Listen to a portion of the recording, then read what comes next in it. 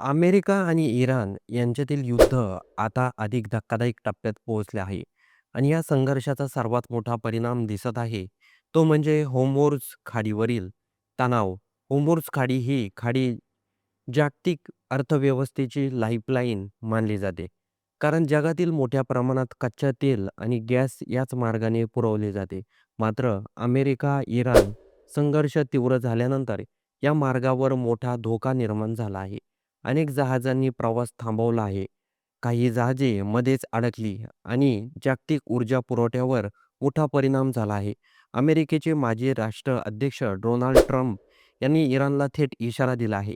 48 तासाच्या आत होर्मुझ खाडी खुली केली नाही, तर इराणच्या ऊर्जा प्रकल्पावर हल्ला केला जाईल, अशी धमकी देण्यात आली आहे. या धमकीनंतर इराणनेही जोरदार प्रत्युत्तर दिलं आहे.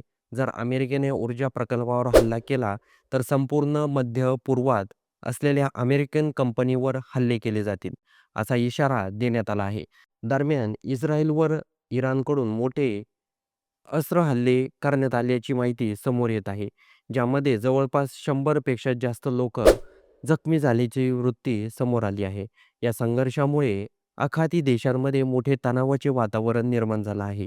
जहाजांची ये-जा कमी झाली आहे आणि जागतिक बाजारात तेलाच्या किमतीत वाढण्याची भीती व्यक्त केली जात आहे. सर्वात मोठा परिणाम भारतासारख्या देशावर होताना दिसत आहे, कारण भारत मोठ्या प्रमाणात कच्चे तेल आयात करतो आणि त्यातील मोठा हिस्सा होर्मुझ खाडी मार्गे येतो.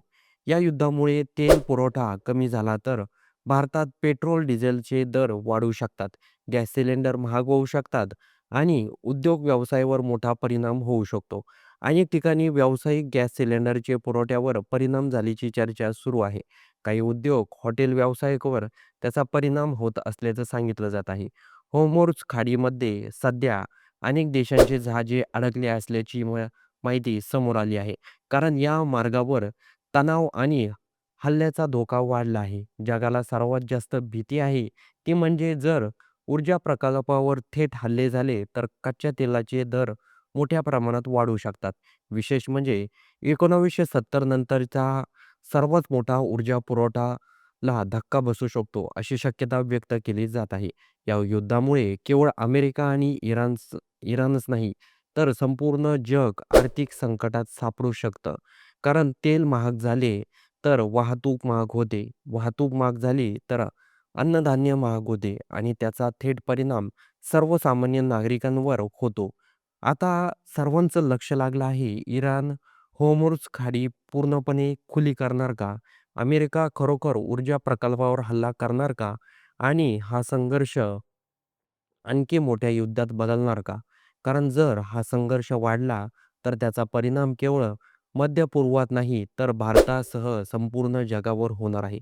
सध्या परिस्थिती अत्यंत तणावपूर्ण आहे आणि जगातील सर्व देश या आघाडीवर बारकाईनं लक्ष ठेवून आहे.